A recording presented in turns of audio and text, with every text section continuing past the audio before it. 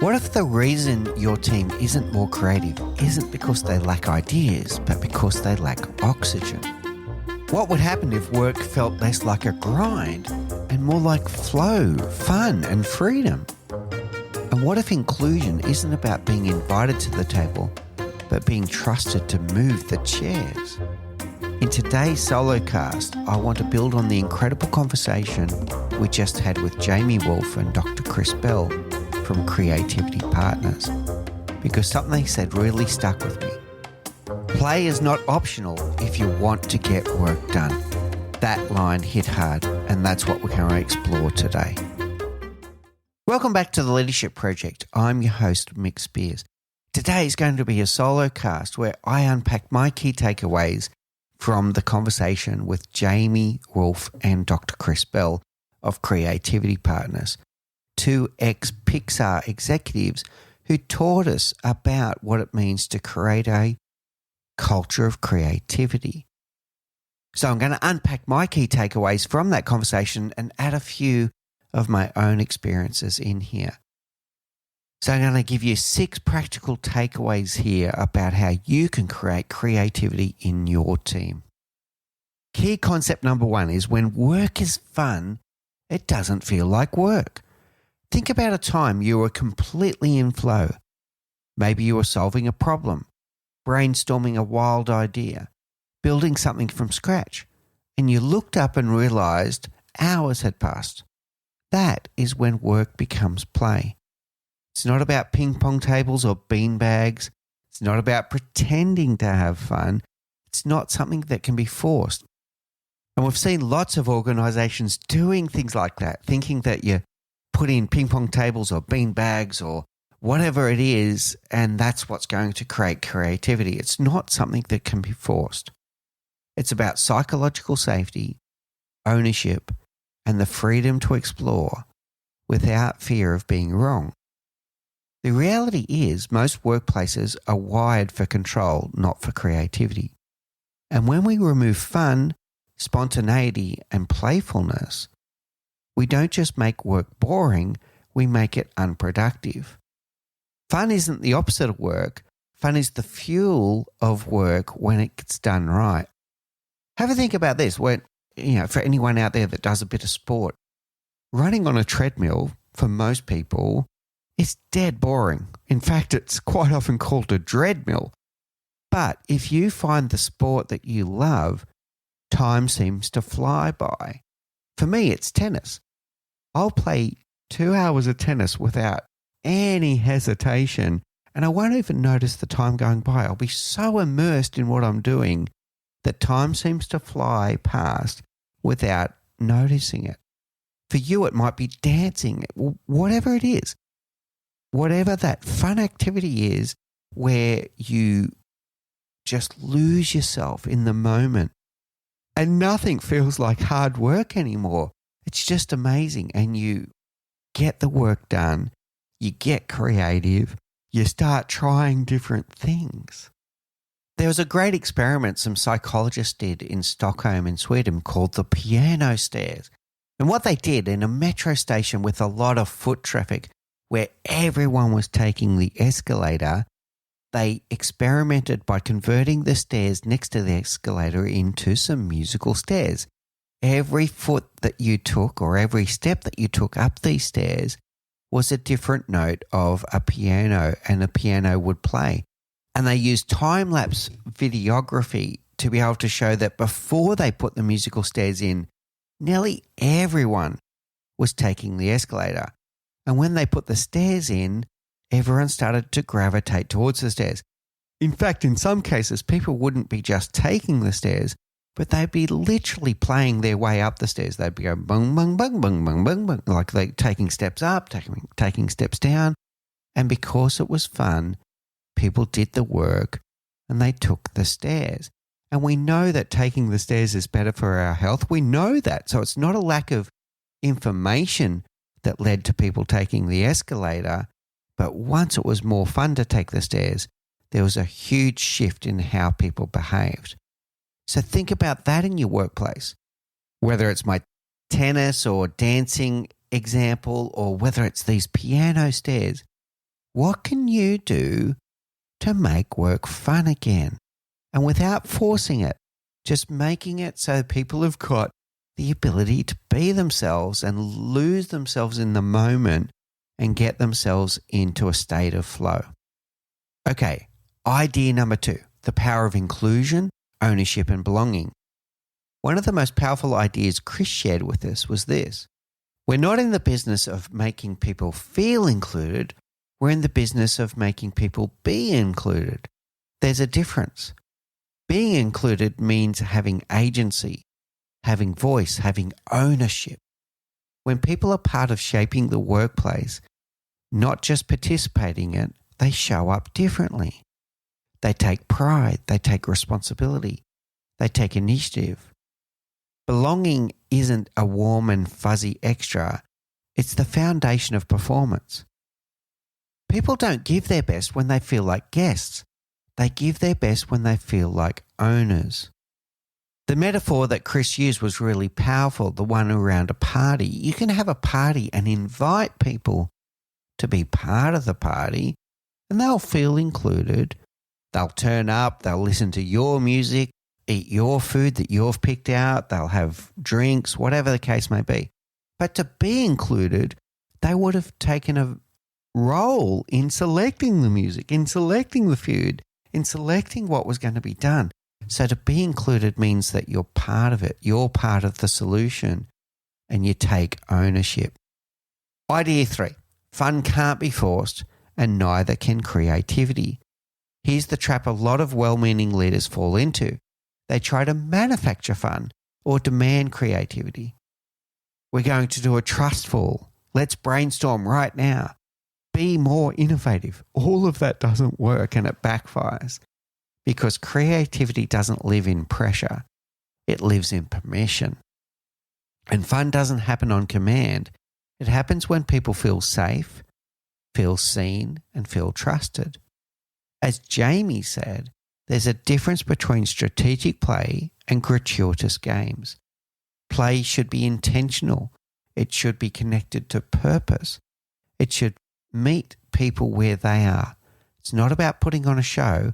It's about creating space. Idea 4, a still mind is a creative mind. Here's something I've been reflecting on personally. We think we need to push harder to be creative, but often the opposite is true.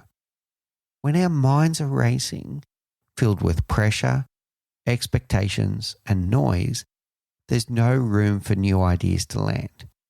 Creativity doesn't arrive in the chaos. It arrives in the stillness.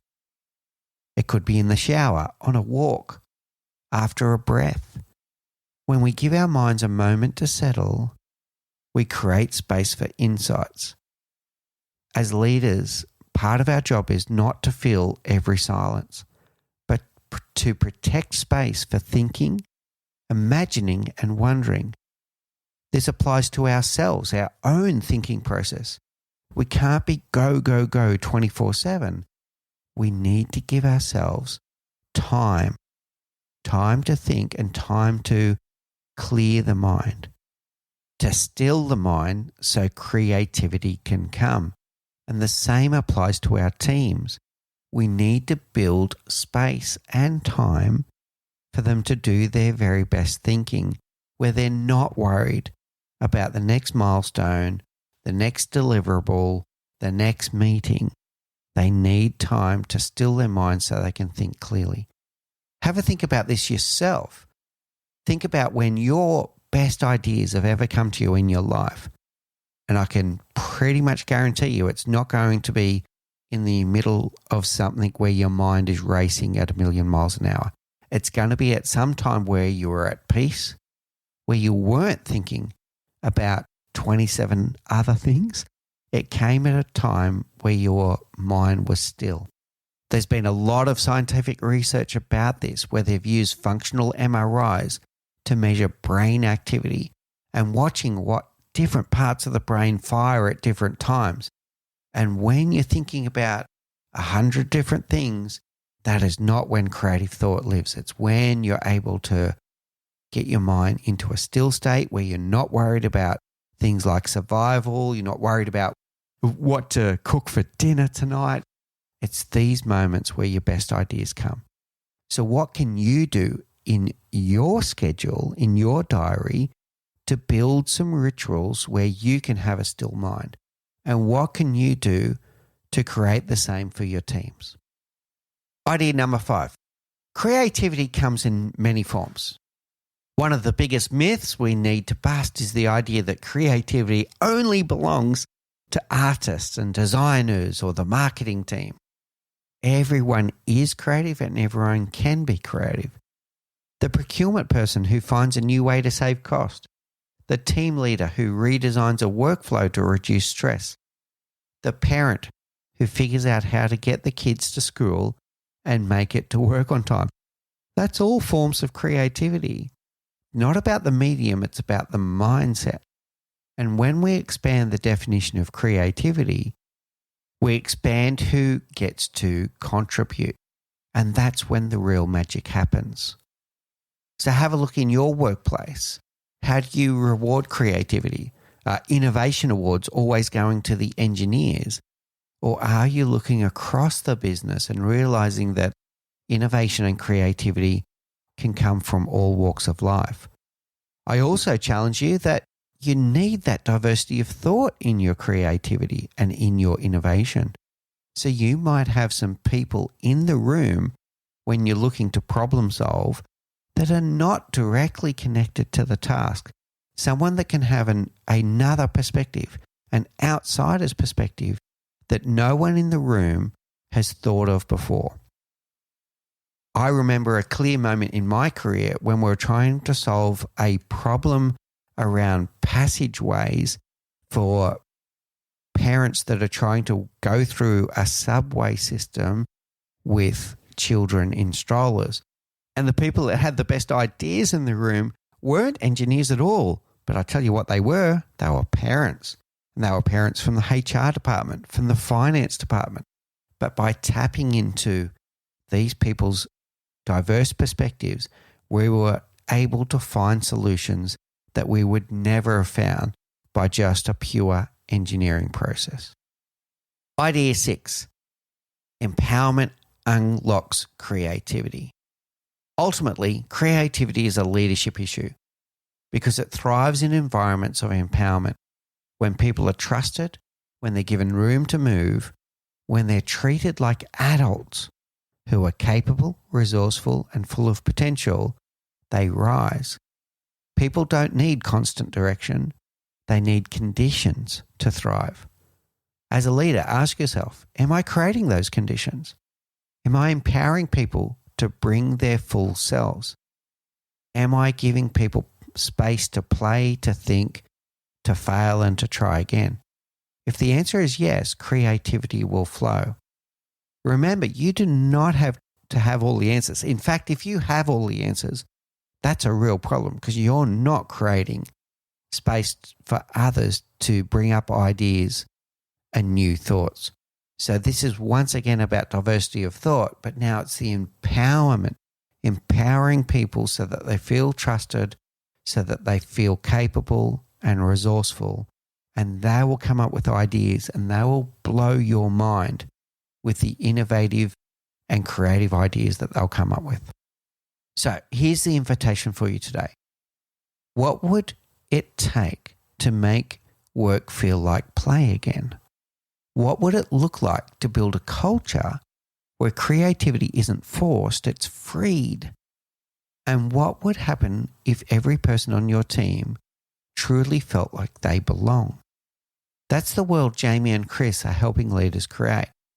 And it's the kind of leadership we need now more than ever.